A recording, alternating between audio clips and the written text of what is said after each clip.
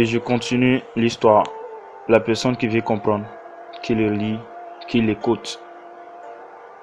L'histoire de Muhammad que j'avais fait auparavant. Et je continue l'histoire de Muhammad. Muhammad est un orphelin de père et son père s'appelait Abdullah, qui signifiait serviteur de Dieu. Et les Arabes avaient l'habitude de faire sortir les enfants hors de la Mecque pour qu'ils grandissent et apprennent encore la langue arabe pure, et pour éviter les petites maladies de la Mecque. Et c'est ainsi que Halima continua son histoire, et elle dit, et lorsque notre nuit fut bonne, mon mari me dit, ô Halima, par Dieu, tu as recueilli un enfant béni. Et j'ai dit, je l'espère. Et on est sorti, je suis monté sur l'ânesse avec Muhammad, et on a pris la route.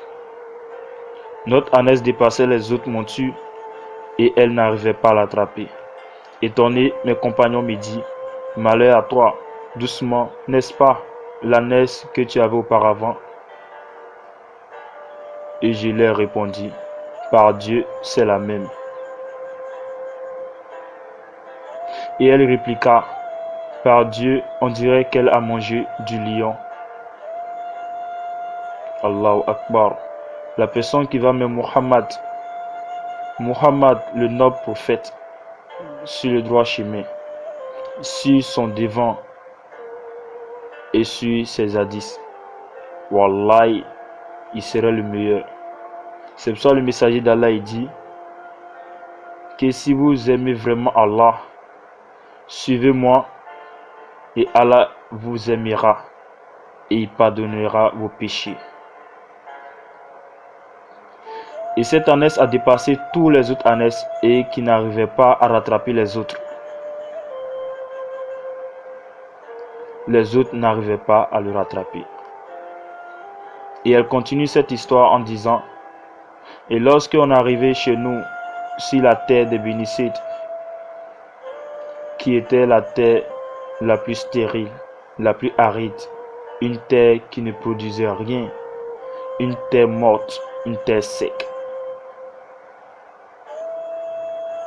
qui était la plus stérile que j'ai jamais vue.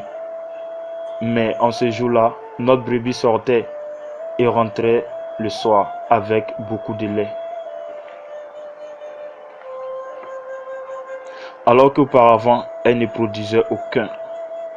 Nos voisins disaient à leurs bergers, malheur à vous, partez faire paître le troupeau là où Halima et son mari fait paître pour eux.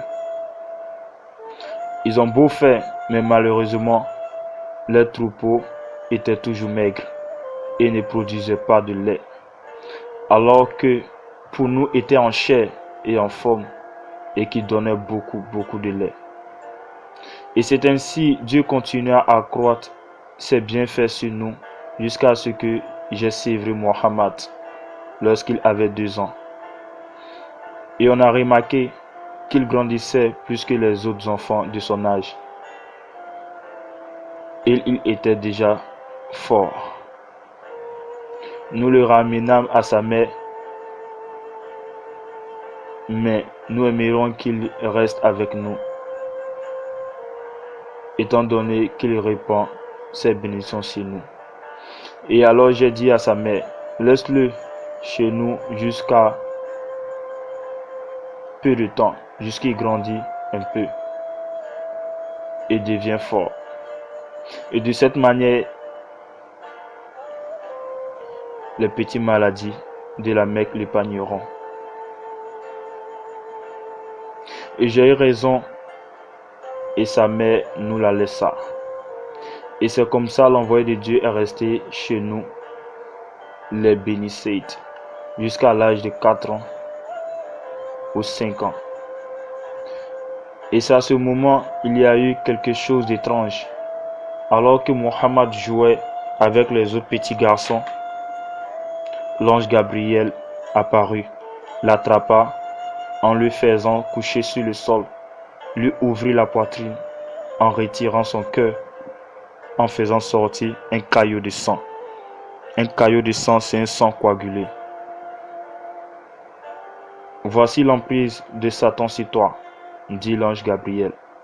Puis il lava le cœur de Muhammad dans un récipient en or avec de l'eau de Zamzam, et ensuite le remit en place dans sa poitrine. Les enfants effrayés de voir cela couraient vers Halima et criaient: On a tué Muhammad, on a tué Muhammad.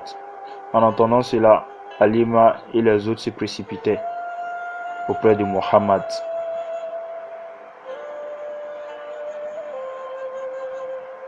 Et ils sont partis trouver le messager d'Allah. Il était blanc comme un linge, comme si rien ne s'est passé. Et Anas ibn Malik dit dans un hadith que j'ai vu la cicatrice laissée par l'ange Gabriel sur la poitrine du messager d'Allah. Mon frère, ma soeur, je vais vous laisser là. À la prochaine audio, Inch'Allah. On doit continuer à connaître ces gens d'histoire, à tirer des leçons, à savoir qui était Muhammad vraiment, qu'est-ce qu'il endurait,